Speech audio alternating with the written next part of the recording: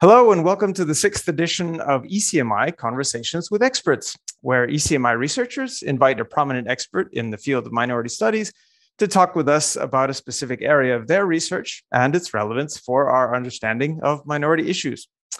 My name is Vello Pettai, and I'm the director of the ECMI, and today I'm delighted to talk with Dr. Jennie Schulze, who is Associate Professor of Political Science at Duquesne University in Pittsburgh, Pennsylvania, and the founding director of that university Center for Migration, Displacement, and Community Studies. Welcome, Jennie. Thank you so very much for having me. It's such a privilege to be here and to have the opportunity to come in and to chat with you about minority issues. So thank you so much. Great to have you. Our conversation is entitled Understanding Minority Integration, and that's a purposefully rather general formulation, and actually for two reasons. One, by way of background now to our whole conversation, I think it's important to note that minority integration is actually the outcome of many different things or many different phenomena. On a sociological level, it has a lot to do with a person's place in society and their attitudes about that society and how they feel about their place in society. So in many ways, it's an individual level phenomena. And at the same time, we have to ask the question, what is the society into which that person wants to become integrated or wants to become a part of? And what's the environmental sort of scope or aspect of integration? And that too is in many ways a multidimensional issue, talking and starting with formal legal criteria for how people are even allowed into a society and based in the society, their status there. There's also questions about their day-to-day relationships in that society and how they feel those relationships. And here a very prominent issue is, of course, discrimination in a society and that its effects on integration. And lastly, I think it's important to talk about the ways in which people get influences from external forces, often then be it kin states or indeed international organizations that try to comment or dictate things to the society and how integration should be going on from there. So with all of those sort of different aspects, right, we have a lot on our plate. And in that sense, I'm very happy that we have someone here today who has written about all of those different aspects and researched all of those aspects, Jennie.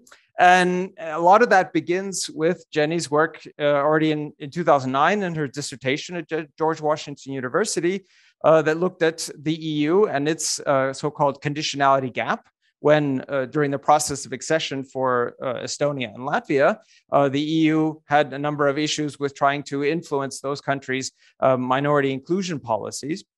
But then later on, she's also worked on a transnational project called Towards the Integration of the European Second Generation, in which she actually looked at then factors affecting interethnic relations in Estonia. And she also used specially commissioned survey data for that purpose. And then she's now most recently, or in a series of different publications, looked at how Russia has impacted on different minority policies in Estonia and Latvia. And she, that most recently or most prominently, it was in her 2018 book called Strategic Frames, Europe, Russia, and Minority Inclusion in Estonia and Latvia, which received an honorable mention in the 2019 Rothschild Book Prize from the Association for the Study of Nationalities. And last but not least, of course, she's, thanks to her center and other work, she's turning her attention now to the study of refugee resettlement, which is going to be a bit different from national minorities, but it still definitely concerns integration. So we're going to talk about all of those things in the 20 minutes or so that we have. And for any of you out there who know my own background as an Estonian political scientist, you'll know why Jennie's work on Estonia and Latvia has intrigued me for so long. But I don't want this only to be a topic or a conversation about the Baltic region, but more about minority integration and some of the conceptual and other scientific aspects of that phenomenon. So let's begin. And finally, with that introduction, and partly chronologically, because I think that your work in your dissertation looking at the conditionality effects of the EU was very topical at the time, and it still reverberates because, of course, we know that the EU is working on bringing in yet more countries into its sphere or scope. So what do you think the accession cases of Estonia and Latvia and the research that you did about the EU's conditionality policies in relation to minority integration, what does that tell us or teach us about how conditionality processes go? Yeah, thank you so much for such a kind introduction. So yeah, 2009 was when I finished my dissertation. And so that was over a decade ago now. So I guess I've been thinking, working on writing about the influence of international and regional organizations on minority issues for some time. My dissertation project is really where I first started to explore the comparative impact, of European institutions in Russia on minority policy development, particularly in Estonia and Latvia. And, in that early project, I conducted, a Q methodological study among elites to take a look at that. Over the years, I think the field has really moved from one of incredible optimism, right, on the eve of that eastward enlargement of the EU in 2004, to increasing skepticism, right, regarding the ability of the accession process and the conditionality mechanism in particular, right, to kind of lock in conditional reforms in the wake of, post-accession backsliding, poor implementation of policy reforms across Central and Eastern European countries. And with respect to previous rounds of enlargement and, the Estonian and Latvian cases in particular, I think there are, at least a few lessons we can learn from those experiences. So first, while some scholars have definitely regarded the EU accession process as a kind of, I think, missed opportunity for maybe strengthening minority protection among candidate countries, I would still say that there's a broad consensus, right, that things probably would have been worse in the absence of EU conditionality. And I think we can definitely see that in the cases of Estonia and Latvia, that EU conditionality not only, elevated minority issues onto the policy agenda, but it also provided ways for elites, right, to shift the blame for passing unpopular policies onto European institutions. And that conditionality frame was really prevalent in, both Estonia and Latvia throughout those parliamentary debates on the passage of those conditional reforms. Second, I think the focus on formal compliance as the criteria for EU accession, as opposed to requiring evidence of deeper forms of compliance, such as, behavioral compliance, actually, implementing the policies, or norm internalization, right, which kind of implies some sort of broad acceptance of the norms of minority protection. I think that also kind of created a space for the development of what was a pretty contradictory process in Estonia and Latvia, where minority protections in one area might become more inclusive, only to really be compensated by the passage of more exclusionary policies in other areas. And that pattern is really evident, I think, especially when we trace the development of language and citizenship policies in Latvia. And I think kind of the final lesson we can learn from the Estonian and Latvian cases is that the conditionality process also created what, Gwendolyn Sass has called negative lock-in effects, right? Whereby elites use the conditionality process itself as evidence that minority policies met international standards, and that therefore, they didn't need to make any further changes after EU accession. Now, this criteria of formal compliance, right, also creates these greater possibilities for post-accession backsliding on the grounds that it's harder to roll back policies once they're implemented or widely accepted, right? They become stickier. So, of course, it's easy, right, to be pretty critical of EU conditionality after the fact. And, I don't want to imply here that it would have been politically possible or even desirable from the perspective of other EU countries to have required deeper forms of compliance in candidate states. But I think considering the lessons that we've learned from these previous rounds of enlargement, I think it's at least reasonable that we moderate our expectations about what we would expect the long-term impact or effect of EU conditionality to be on minority protection. Currently, I'm working on an article right now with two authors, David Haglund and Angun Bangalov, where we try to explain Hungary's post-accession democratic backsliding as a result of this kind of combination of permissive conditions at the European level, which include the weaknesses of both pre- and post-accession accountability mechanisms, as well as this kind of combination of external and domestic level shocks that include things like economic recession, the rise of far-right parties, and of course, migration and pandemic crises in Europe. And we argue that kind of ultimately reinforced this primordial nationalist narrative and a turn toward autocracy under Viktor Orban's leadership.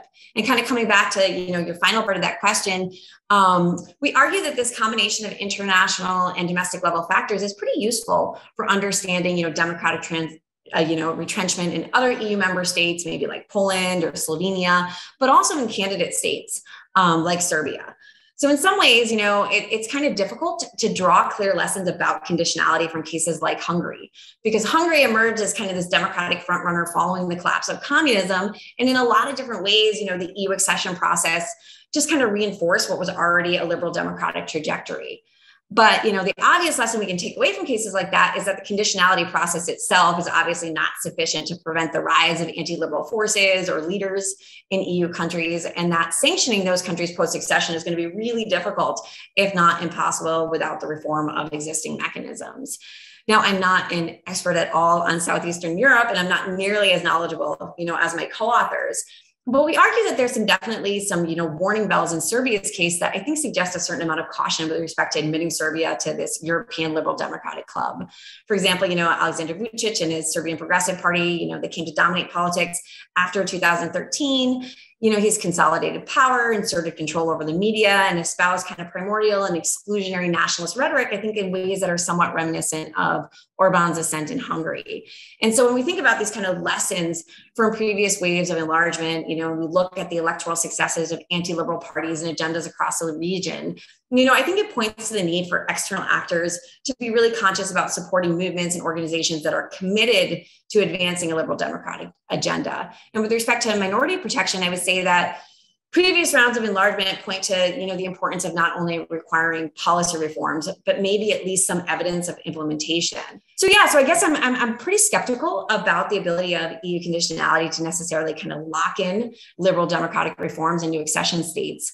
And, this kind of increasing influence of national populist agendas that, we see across many European countries, combined with the kind of weakness of current European level mechanisms to kind of address breaches of democratic norms, means that it's going to be really difficult to bring those post-accession backsliders back into the liberal democratic fold. And I think the lessons that we can learn from cases like Hungary and Poland is that democratic backsliding in areas like rule of law are going to create conditions that allow governments to pursue exclusionary policies towards their minorities.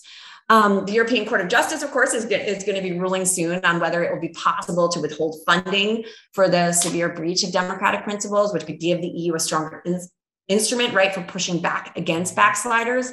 But the outcome and, effectiveness of that instrument is also going to depend, right, that the EU demonstrates the political will to use it.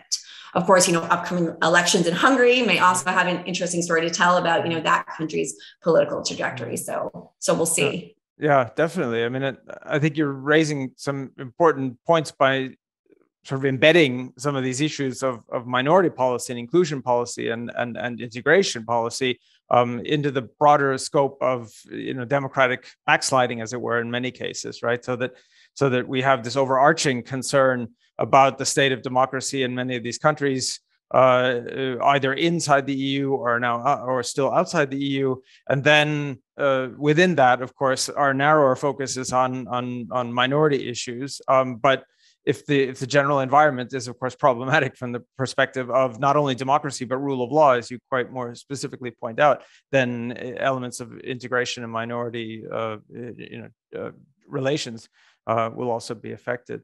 So. Good. Then you've also, of course, as I've mentioned, worked on, if you will, sort of minorities on the ground and actual minority integration through this European second generation project, and really studied through the data that you had from that project. What is going on for actual individuals, and in this case, the Russian minority in Estonia, and how they felt, and what were the correlates of their integration processes. I mean, again, the quantitative method often leads to a lot of specific lingo in terms of statistical relevance and factors and probabilities. But nevertheless, it tells us something about the interrelationship of different factors and things that happen with people and before and after. So what did that work, which was then totally different, not Q methodology and not sort of discourse analysis or anything else, but actual multinomial logit regression, what did it tell you about studying or even measuring, processes of integration? I mean, from a methodological point of view, were you satisfied with looking at integration through those tools and that lens?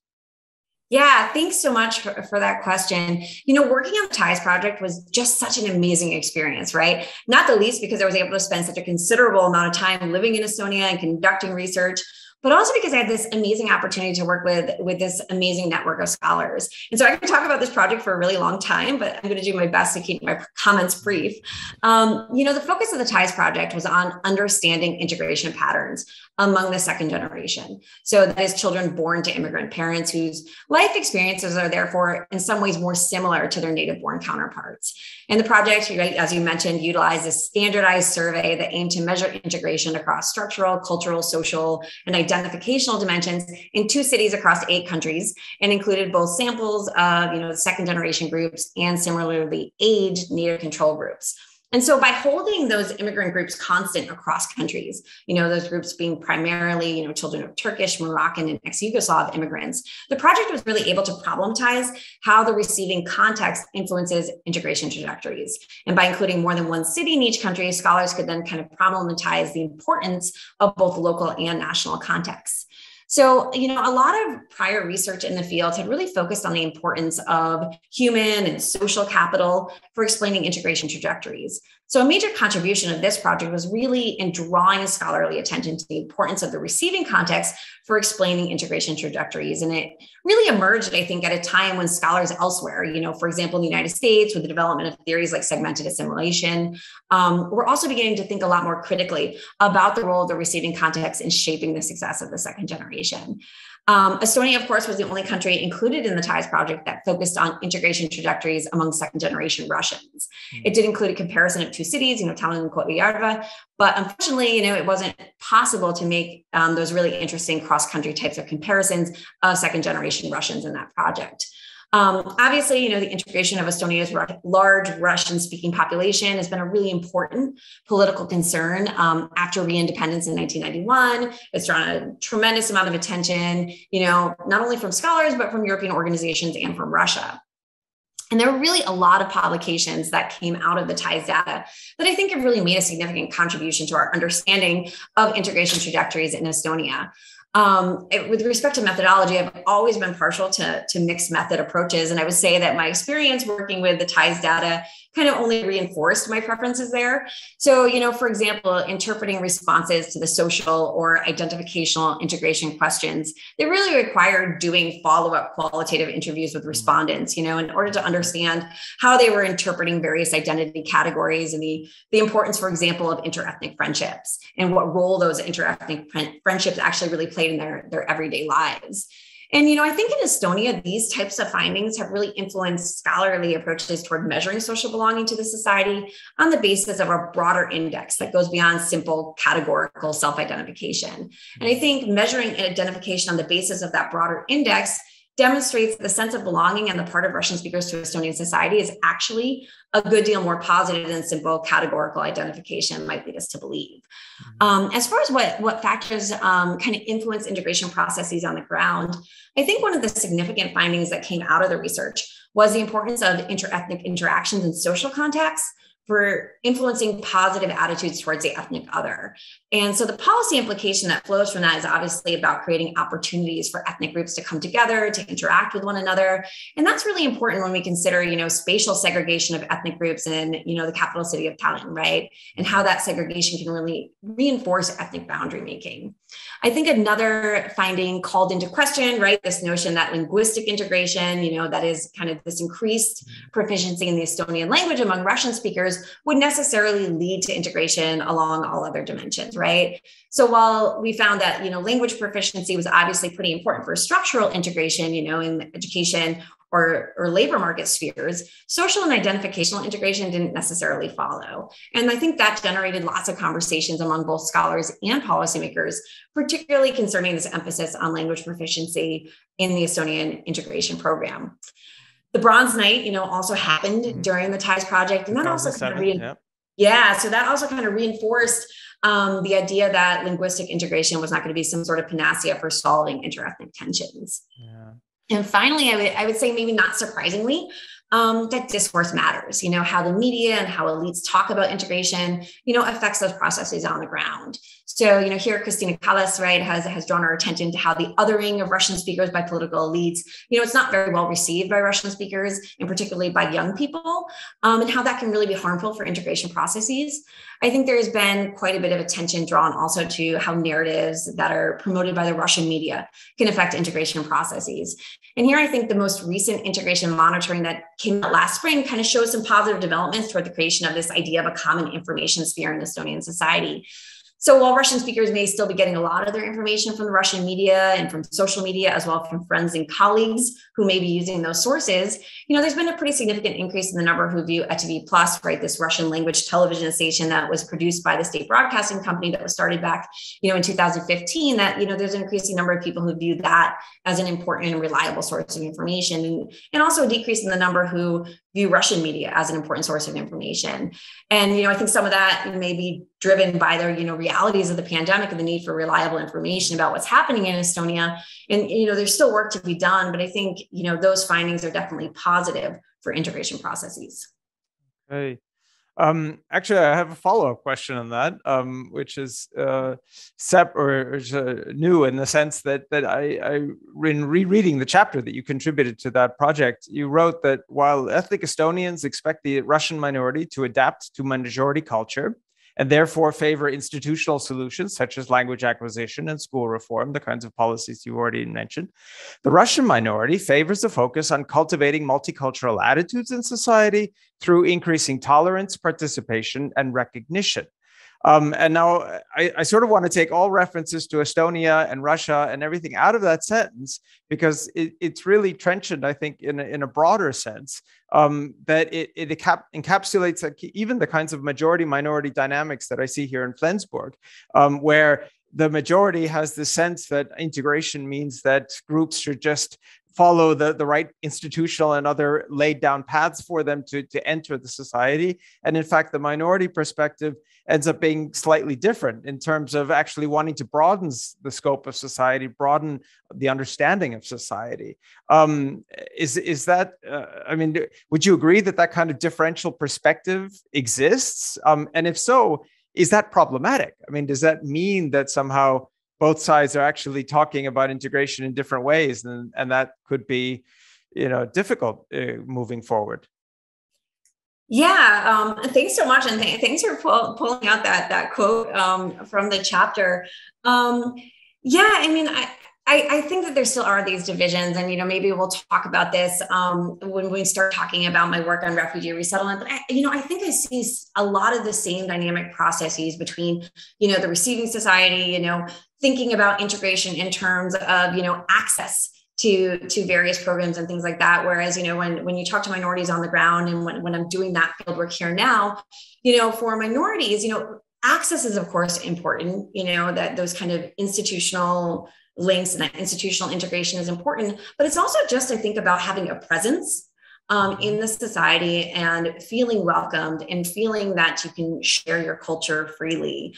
And I think that there is still a disconnect between how majority groups might be looking at, we dot our I's, we cross our T's, and we have an integration program, and how minorities really want to feel welcomed and accepted and present in the societies in which they live. Yeah, I think you're very right that there's always that, alongside integration, there's always going to be an element of presence and recognition that you highlight. And that's not always embedded in the majority community understanding of recognition, because inevitably, multicultural perspectives change the nature of the society in and of itself, and who we are. And that's, I think, something that I almost felt bad in even putting this title together, because of course the notion of minority integration just gives it as a one-sided operation, right? And in fact, there's a lot of majority integration, if you will, that needs to take place. So let me maybe just jump forward a little bit, indeed, to what you just referred to, namely your look at and study of refugee resettlement and of migration processes, because I think that, obviously it's different because of the background of these populations, the political context of many of these waves and these changes and these issues, and you're now studying it primarily in the United States. But yet, as you hinted at, right, there's still a commonality across, be it then national minority integration policies and refugee policies, migrant policies, things like that. Or do you see, salient differences? How do you put together the puzzle of if you will, different kinds of minorities in society, and see the commonalities or the differences? Great. Thanks so much for this question, because, it lets me talk a little bit about, this new book project that I'm working on that I'm really excited about. It is a comparative project on refugee resettlement in Rust Belt cities in the United States. I had initially hoped it would be a comparative project on the US and Germany, but, the COVID-19 pandemic made travel and research really difficult. So I kind of refocused that project on trying to understand the challenges that are facing both, refugee youth and refugee service organizations in the wake of restrictive immigration, refugee, and asylum policies of the Trump administration, and then the very new challenges that were presented as a result of the COVID-19 pandemic. And I think, my interest kind of in immigrant youth and in the importance of the receiving context was really shaped by my early work on the TIES project.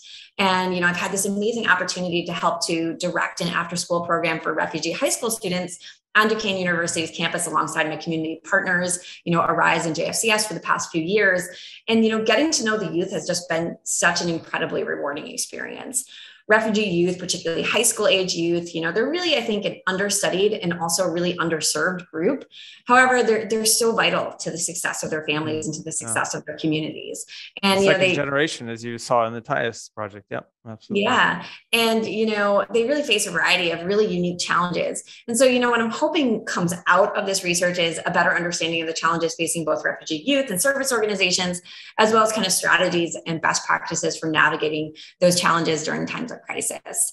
But, kind of coming back to your question, which is really, I think, on some level about diversity management, right? Mm-hmm. And we think, a kind of general approach, I think, towards all minorities that it's at least grounded in respect for international norms and human rights. I think that's fundamentally important.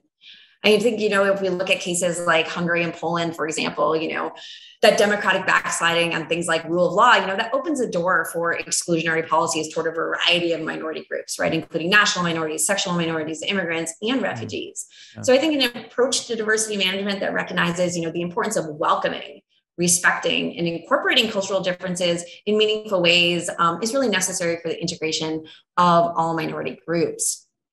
However, all of that said, I think that states still need to think pretty hard about how we can develop policies to address the really specific needs and specific claims of each of those different minority groups.